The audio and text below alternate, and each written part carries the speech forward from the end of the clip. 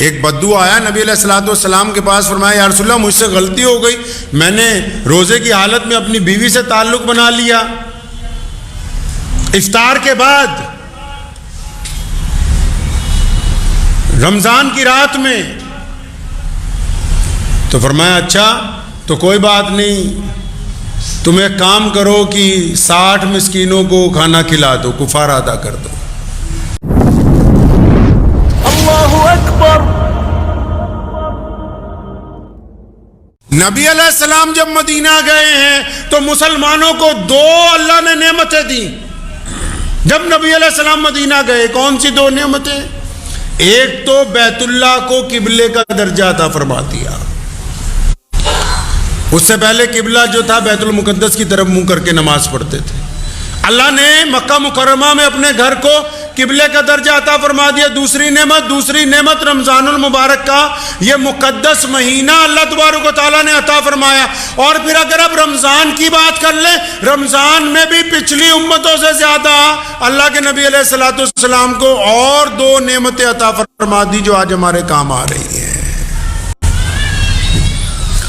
پہلی امتیں روزہ کیسے رکھتی تھی پتہ ہے کچھ؟ نہیں پتا نا۔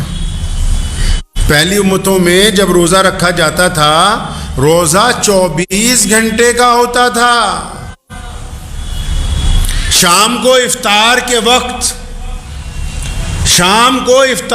وقت پہلی امتوں میں جب شام کو افطاری ہو جاتی تھی، افطاری کرنے کے بعد جب جس بندے کی آنکھ لگ گئی تو اس کا اگلا روزہ شروع ہے۔ پہلی امتوں میں جب جس کی آنکھ لگ گئی اس کا اگلا روزہ شروع ہے۔ مثال کے طور پہ مغرب کی وقت افطار کیا، افطار کرنے کے بعد نماز پڑھنے کے بعد عشاء کے درمیان اونگ آ گئی، آنکھ لگ گئی تو بس دوسرا روزہ شروع ہو گیا ہے۔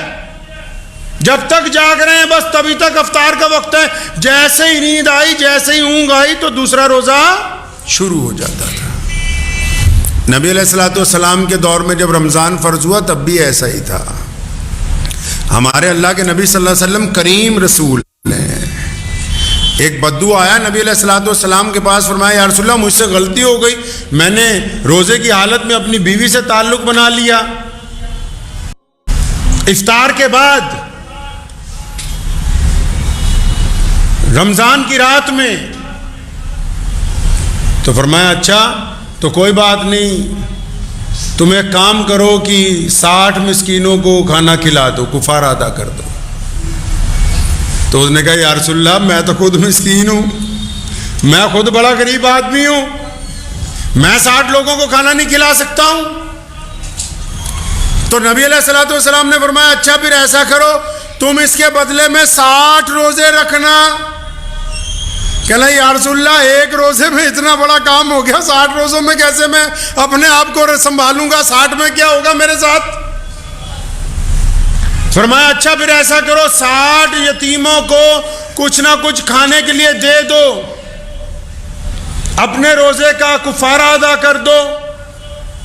یا رسول اللہ میں تو میرے پاس خود کھانے کے لیے کچھ نہیں۔ نبی علیہ السلام نے کہا بیٹھ جا۔ اتنی دیر میں ایک صحابی آئے، کھجوریں لائے بہت ساری، یا رسول اللہ صدقے کی ہیں، فرمایا اسی کو دے دو، یہ محتاج ہے، ضرورت مند ہے۔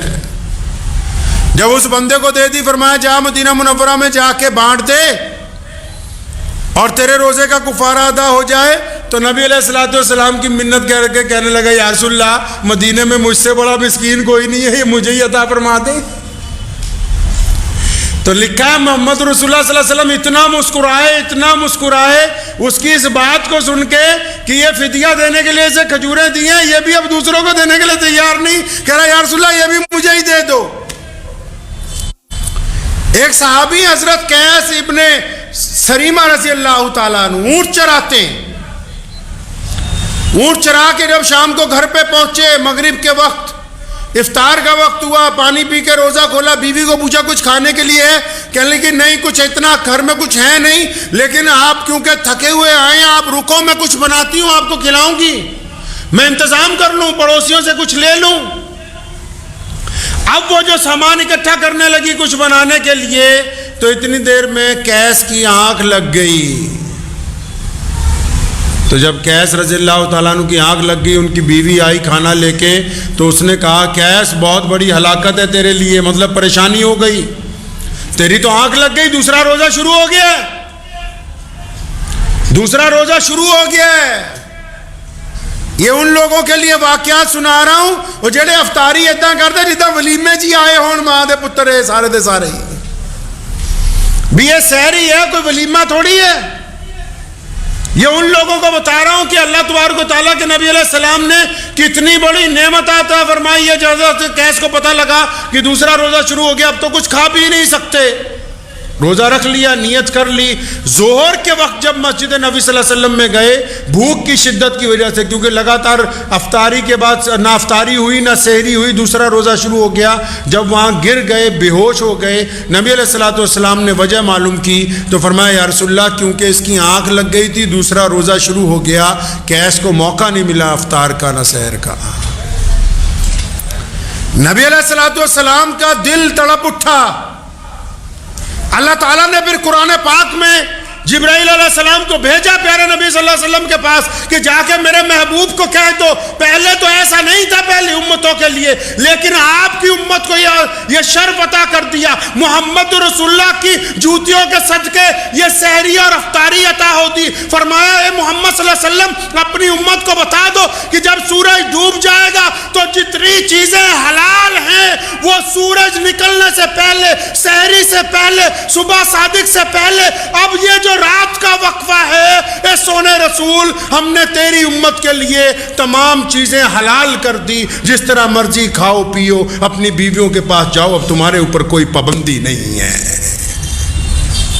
یہ محمد الرسول اللہ صلی اللہ علیہ وسلم کی محبتوں کی بدولت، پیارے نبی علیہ الصلوۃ والسلام کی دل کی ان دھڑکنوں کی بدولت جو امت کے لیے ہمہ وقت درد مند رہتی تھی، اللہ نے دیکھا کہ میرا محبوب پریشان ہو رہے ہیں صلی اللہ علیہ وسلم، ان کو تکلیف پہنچ رہی کہ میری امت کے لوگ نہ سحری اور افطاری میں وقت نہیں نکال پاتے، ہم کو افطاری بھی عطا کر دی، سحری بھی عطا کر دی، رات بھر بھی عطا کر دی، اور پھر یہ نماز تراویح جس کا آج کل کچھ لوگوں نے تماشا بنایا، کئیوں نے ابھی 6 دن کا قرآن ختم کروا دیا، اب یہ 6 دن کے بعد یہ جو نوجوان ساری رات سڑکوں پر پھریں گے، اب 6 دن کے بعد جنہوں نے یہ بات بنا لی کہ ہم نے قرآن سن لیا اب ہم تراویح پڑھنے نہیں جائیں گے، میں ان ملاؤں سے پوچھتا ہوں جو 6 دن کا قرآن سنانے کے لیے کمر بستہ ہے صرف چند چندے کے سکوں کے لیے، کہ نماز تراویح وہ نماز ہے جس کے ایک سجدے پر 1500 نیکیاں محمد الرسول اللہ کے حکم پر عطا ہوئی ہیں، تم آج اس کے ساتھ کھلواڑ کر رہے ہو، قیامت کے دن کیا تمہارا گریبان نہیں پکڑا جائے گا؟ پکڑا نہیں جائے گا۔ 2 نعمتیں رسول اللہ صلی اللہ علیہ وسلم کی جوتیوں کے صدقے عطا ہوئی ہیں مسلمانوں کو، سحری عطا ہوئی، نماز تراویح عطا ہوئی۔ کون سی امت ہے پہلے جن کو تراویح عطا ہوئی؟ یہ محمد الرسول اللہ کی امت ہے جن کو تراویح کی نماز عطا کر دی گئی، اور پھر اتنی عظمت والی نماز، اتنی برکت والی نماز، اتنی شان و شوکت والی نماز کہ ایک سجدہ کتنے سیکنڈ کا ہے تراویح میں؟ ایک سجدہ زیادہ سے زیادہ 3 سیکنڈ کا، 4 سیکنڈ کا، 5 سیکنڈ کا، ایک سجدے کے اوپر 1500 نیکیاں محمد الرسول اللہ نے فرمایا کہ عطا ہوں گی، تو اس سے بڑی دولت آج سے پہلے کسی امت کو نہیں ملی ہے۔ یہ ایسے ہے جیسے آپ اعلان کرتے ہیں کہ ہماری مسجد میں نماز پڑھنے آؤ 1500 روپے ملیں گے ہر ایک سجدے کی، ایسے ہے یہ نعمت جس کا کھلواڑ اڑا رہے ہیں کئی لوگ کہ جی چندہ نہیں ملے گا فلاں مدرسے کو اگر انہوں نے 6 دن میں ختم قرآن نہیں کرایا۔ جانا تو اپنی اپنی قبر میں ہے۔ محمد رسول اللہ صلی اللہ علیہ وسلم کے سامنے قیامت والے دن پیشی ہونی ہے۔ مسلمانوں کی 2 پیشیاں ہیں، اکثر میں کہا کرتا ہوں مسلمانوں کی 2 پیشیاں ہیں، تمام کائنات کے لوگ اللہ کے آگے جواب دے ہیں، مسلمان اللہ کے آگے بھی جواب دے ہیں، محمد الرسول اللہ صلی اللہ علیہ وسلم کے آگے بھی جواب دے ہیں۔ 2 نعمتیں اللہ تبارک و تعالیٰ نے کتنی خوبصورت عطا فرمائی، کتنی پیاری نعمتیں، سحری عطا فرما دی، اور اس کے بعد نماز تراویح عطا فرما دی۔ اتنی بڑی نعمت کی ہر سجدے پہ 1500 نیکیاں، ہر ایک سجدے پہ 1500 نیکیاں، 40-45 منٹ میں ایک پارہ مکمل ہو جاتا ہے. ہر ایک سجدے پہ نیکیاں، کندھے سے کندھا جوڑ کے کھڑے ہونے پر نیکیاں، امام کا کہنا ماننے پر نیکیاں، امام کے پیچھے رکوع اور سجدہ کرنے کی نیکیاں، اجتماعیت کو برقرار کرنے کی نیکیاں. رمضان المبارک میں اس سے بڑی عظمت اور ہو کیا سکتی ہے مسلمانوں کے لیے؟ مجھے امید ہے کہ آپ کو یہ ویڈیو پسند آئی ہوگی. اگر پسند آئی ہو تو یہ آپ اپنے دوستوں کے ساتھ شیئر کریں اور اس چینل کو سبسکرائب ضرور کریں.